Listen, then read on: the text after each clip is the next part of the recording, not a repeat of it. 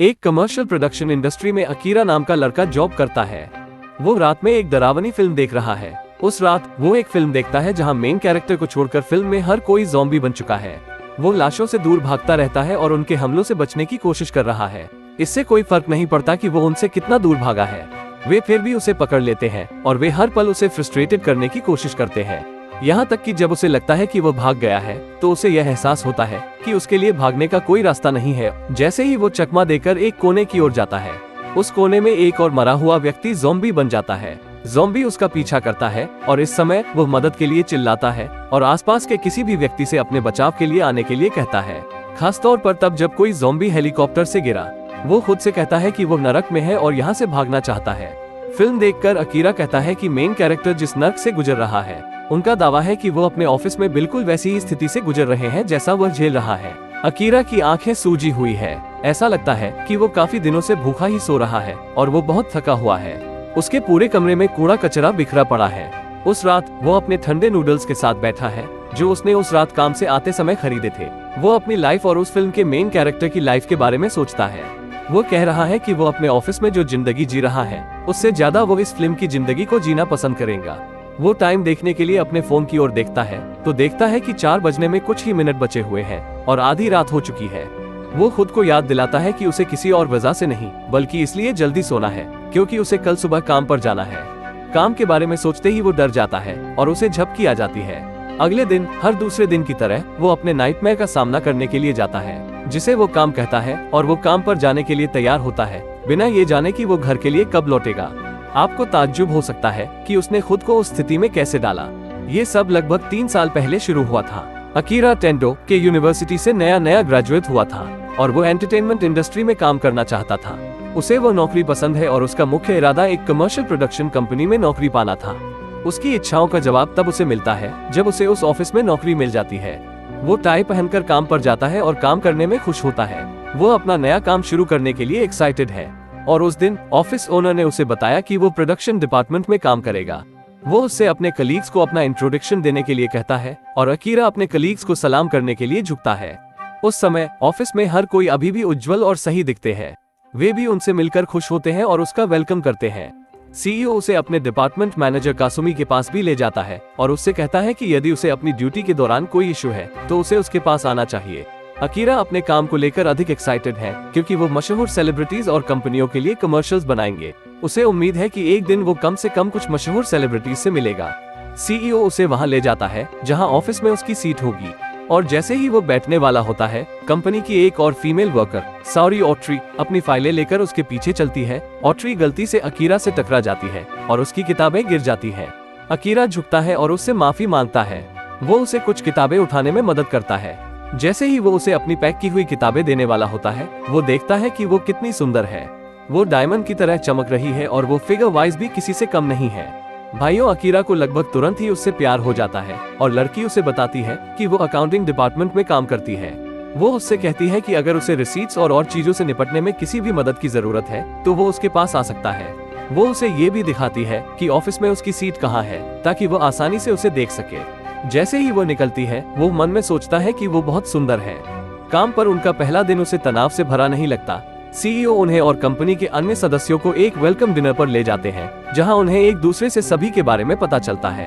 अन्य वर्कर्स उससे कई क्वेश्चंस पूछते हैं, जैसे कि उसकी स्कूलिंग कहां से हुई। वो उन्हें बताता है कि उसकी स्कूलिंग के यूनिवर्सिटी में हुई है और वे ये भी बताते हैं कि के यूनिवर्सिटी बहुत अच्छी है। वे उसे बताते हैं कि उसका शरीर गठीला है, इसलिए उसने उन्हें बताया कि वो स्कूल में स्पोर्ट्स खेलता था और वो एक प्रोफेशनल रग्बी प्लेयर है। दरअसल स्टाफ में से एक ने उनसे कहा कि उन्हें काम पर टाई पहनने की जरूरत नहीं है क्योंकि उनका काम ऐसा नहीं है जहां टाई जैसी चीजें बहुत जरूरी हों। लेकिन वो उस बयान पर उतना ध्यान नहीं करता। वो ऑट्री को दूर से देखता है और वो अपने जूस के कप से उसे चीयर्स करती है।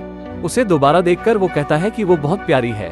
वो अपने कलीग से ये कहते हुए अपनी सीट से खड़े होने का प्रयास करता है कि वो उन्हें अगले दिन मिलेगा, लेकिन वो देखता है कि वे सभी भी खड़े हो जाते हैं। इस बार उनकी आंखों में अनजानी चमक दिखाई देती है और वे अपनी कंपनी का टैग पहनते हैं और कहते हैं कि वे ऑफिस लौट रहे हैं। अकीरा सोचता रह गया कि वे इतनी लेट ऑफिस वापस क्यों जा रहे हैं। वो उनका पीछा करता है और उस रात उस ऑफिस में उसका बुरा टाइम शुरू होता है। वे सभी देर रात तक काम करते हैं और वो उस दिन घर नहीं जा पाता है। अगली सुबह वो अपनी वर्क टेबल पर झपकी लेने के बाद उठता है और जागने के तुरंत बाद वो अपना काम जारी रखता है। उसे उम्मीद थी कि वो दोपहर के लंच के लिए बाहर जा सकता है, लेकिन उसे ये देखकर झटका लगा कि वो केवल एक कन्वीनियंस स्टोर में कुछ खाना ही खा सका। जैसे जैसे समय बढ़ता जाता है उसकी चिंताएं बढ़ती जाती हैं। वो घड़ी ही देखता रहता है इस उम्मीद में कि वो ऑफिस से कब जाएगा, और दुर्भाग्य से लगभग 2 दिन तक उसे जाने का मौका नहीं मिलता। आखिरकार वो घर जाने लगता है।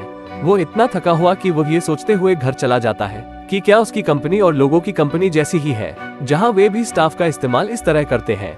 वो घर लौटता है और सो जाता है। बस कुछ मिनटों की झपकी के बाद उसका अलार्म उसे जगा देता है कि सुबह हो गई है। वो सोचता है कि क्या उसे उसी कंपनी में वापस जाना चाहिए, लेकिन उसे याद आता है कि उसने वहां पहुंचने के लिए खुद कड़ी मेहनत की है और वो उसका सपनों की कंपनी है। वो खुद को एनकरेज करता है कि उसे वहां जाना चाहिए या नहीं, और वो डिसाइड करता है कि वो अपना सपना जी रहा है और यदि वो एफर्ट करता है तो यह कोई बुरी बात नहीं होगी। वो काम पर लौटता है, देखता है कि स्टाफ इस बात को लेकर कंपटीशन कर रहे हैं कि अपनी सैलरी जमा किए बिना भी कौन अधिक ओवरटाइम काम करता है, और देखता है कि उसका मैनेजर अपने कुछ कलीग्स पर चिल्ला रहा है और मैनेजर के चिल्लाने के बाद लड़की को रोते हुए देखता है। वो खुद को एनकरेज करते रहते हैं कि उनकी कंपनी कंपटीशन और ग्रोथ को बढ़ावा देती है। इस पॉइंट पर ऐसा लगता है कि उनका माइंडसेट और रियलिटी काफी हद तक एक जैसी है।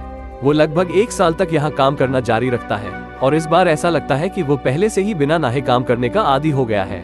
आखिर में वो उसी ऑफिस में 2 साल बिताता है। इस दिन जब वो काम करता है तो उसका मैनेजर उसे बताता है कि वर्कर्स में से एक बाहर गया है और उसे एक्स्ट्रा काम करना होगा। वो दोपहर के लंच के लिए नहीं जा सका और लकीली ऑट्री उसके लिए कुछ दोपहर का लंच लेकर आई।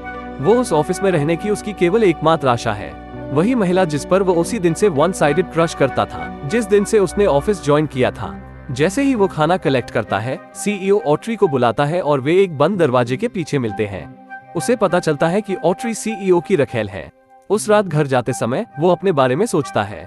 वो खुद से पूछता है कि उसने रिजाइन न देने और दूसरा काम ढूंढने का फैसला क्यों नहीं किया, और क्यों वो उस जहरीले एनवायरनमेंट में काफी सालों से काम कर रहा है, जहां उसकी सूजी आंखों के अलावा उसके पास कड़ी मेहनत के बारे में दिखाने के लिए कुछ भी नहीं है। वो सोचता है कि क्या उसे जाकर दूसरी नौकरी के लिए अप्लाई करना चाहिए। उसका ये भी कहना है कि उसी इंडस्ट्री में सबसे खराब वर्क एथिक्स वाली और कंपनियां भी हैं। तो अगर वो रिजाइन भी दे देता है तो क्या मुमकिन है कि रिजाइन के बाद वो खुद को इससे भी खराब कंपनी में नहीं पाएगा। उन्होंने फैसला किया कि वो रिजाइन नहीं करेगा और काम करता रहेगा। वो बैठने के लिए एक जगह पर रुकता है और वो अपने जीवन के बारे में और क्या करना है इस बारे में सोचते हुए बिना किसी मतलब के इधर उधर घूमता रहता है। वो अंत में घर पहुंच जाता है। वो एक फिल्म देखना शुरू करता है, जिसके बाद वो सो जाता है इस उम्मीद में कि उसे अगले दिन जागना नहीं पड़ेगा। दुर्भाग्य से उस सुबह वो रोता है कि वो काम पर नहीं जाना चाहता, लेकिन वो इसकी परवाह किए बिना अपने कपड़े पहनता है और काम पर चला जाता है। काम के दौरान वो अपने मैनेजर को एक वर्कर पर चिल्लाते हुए भी सुनता है। वो इतना थक गया है कि उसने गुस्से में अपनी किताब पर लिखना शुरू कर दिया। आखिरकार काम का समय खत्म हो जाता है और वो घर चला जाता है। वो सुसाइड करने की कल्पना करता है और कहता है कि यह केवल लाइफ ट्रक है जो उसे सुसाइड करने से रोक रहा है। वो घर चला जाता है और वो उन कंपनियों के बारे में न्यूज देखता है जो अपने वर्कर्स का रिडिक्युलस तरीके से एक्सप्लॉइट करती हैं, जिससे वे डिप्रेशन में आ जाते हैं और अंततः सुसाइड कर लेते हैं। वो कहता है कि वो हर सुबह बस यही विनती करता है कि उसे अगली सुबह नहीं उठना चाहिए। वो सो जाता है और अगले दिन जब उठता है तो काम की तैयारी करता है। वो अपना घर छोड़ देता है और सामने के दरवाजे से बाहर जाने की कोशिश करता है, लेकिन वो देखता है कि दरवाजा बंद है। वो बार बार दरवाजा खटखटाता है, पड़ोसियों से दरवाजा खोलने की विनती करता है ताकि उसे काम पर देर से न जाना पड़े, लेकिन उसे कोई जवाब नहीं मिलता। वो अपने बगल में एक दरवाजा खुला देखता है और जब वो जांच करता है तो वह देखता है कि एक ज़ॉम्बी उसके पड़ोसी को खा रहा है। ज़ॉम्बी उसका पीछा करता है और वो भागता रहता है। वो तब तक दौड़ता है जब तक वो नीचे नहीं उतर जाता और देखता है कि पूरी सड़क लाशों से भरी हुई है। उसे वो फिल्म याद आती है जो उन्होंने पहले देखी थी और उसे खुशी है कि उसे अब से काम पर नहीं जाना पड़ेगा। वो नीला आसमान और हरी पत्तियां देखता है। उसका कहना है कि जब से उसने काम करना शुरू किया है तब से उसने जीवन को हमेशा व्हाइट और ब्लैक कलर के रूप में देखा है और उसे और कलर्स को देखकर खुशी हुई। उसे ज़ॉम्बी की परवाह नहीं है। वो केवल इस बात से खुश है कि वो काम नहीं कर रहा है। वो एक बंद मैदान में गिर पड़ता है जहां वो सोचता है कि उस नई सिचुएशन में क्या करना चाहिए। वो मरने से पहले उन चीजों के बारे में सोचता है जो वो करना चाहता था और उसे ऑट्री की याद आती है। वो फैसला करता है कि उसे पहले अपनी फीलिंग्स को कबूल करना होगा, इसलिए वो उसके घर जाता है। वहाँ वो अपने बॉस को एक ज़ॉम्बी में बदलते हुए देखता है। वो अपने बॉस से कहता है कि जब से उसने काम करना शुरू किया है तब से उसने केवल उसका यूज किया है और वो रिजाइन कर रहा है।